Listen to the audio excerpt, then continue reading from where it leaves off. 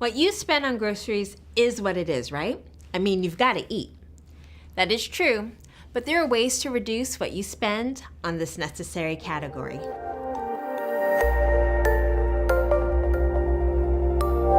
If you're attempting to reduce your expenses, you probably have noticed that the amount you spend on groceries has an enormous impact on your monthly budget. In fact, it's most likely one of your highest spending categories after housing. Learning how you can save at the grocery store will have a tremendous effect on your budget. So let's review some things that you can start doing to save money at the grocery store. Number 1, know your prices. Your grocery store circular lies to you. Just because something is on sale does not mean it's actually a good deal. If you want to start shopping savvily, then you need to learn the lowest prices of the items you usually buy.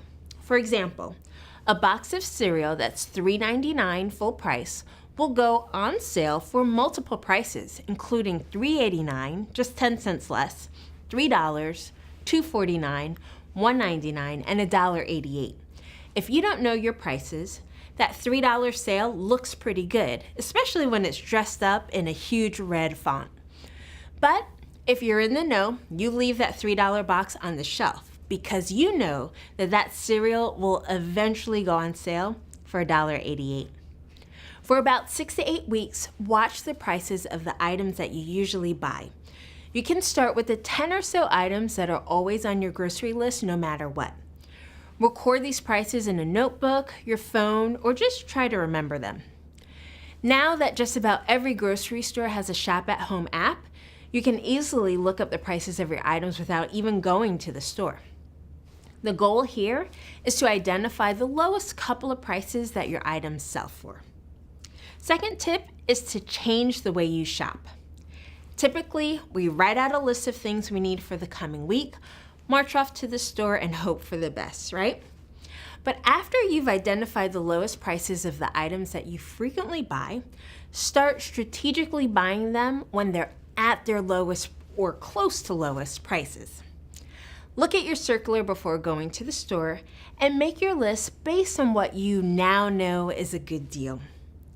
So instead of shopping your old way, which was buying the items that you need whenever you need them, you'll now start buying the items that you need when you can get them at their lowest prices. The third tip is to stock up.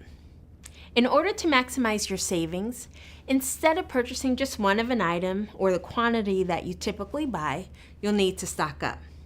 Now, I'm not talking about buying 52 bottles of mustard or anything. You just want to buy enough to last you until the item is at the lowest price again. If you've watched the prices of your items for about 8 weeks, you'll see that the same prices repeat. Most items run on about a 6-week cycle. So going back to the example of the cereal, since we know that the price drops down to $1.88, when it does, we want to buy enough to last us until it's at that price again. The fourth tip is to shop with cash.